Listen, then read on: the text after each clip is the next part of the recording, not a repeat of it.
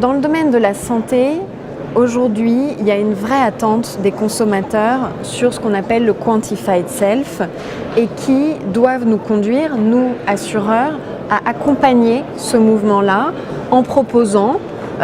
une capacité pour nos clients dans une logique de prévention de leur santé, de bien prendre soin d'eux, la capacité à mesurer leur activité, le nombre de calories dépensées, etc.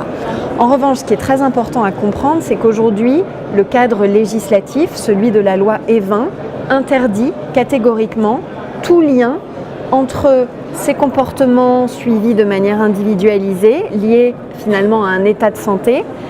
et la tarification d'une complémentaire santé. Donc il y a vraiment cette muraille de Chine qui est très strictement à respecter. Ce qui n'empêche pas quand même l'innovation dans certains domaines, la capacité aussi de temps en temps à proposer des avantages non tarifaires, des nouveaux services à des gens qui prendraient particulièrement soin d'eux, ou comme on l'a fait avec Samsung et la Gear 3, la montre connectée, de pouvoir proposer grâce à notre application santé des petites notifications rappelant sur la montre du consommateur qu'il a son rendez-vous chez le médecin prochainement ou bien qu'il doit effectuer tel vaccin avant son départ en vacances. On voit qu'il n'y aura pas d'offre en France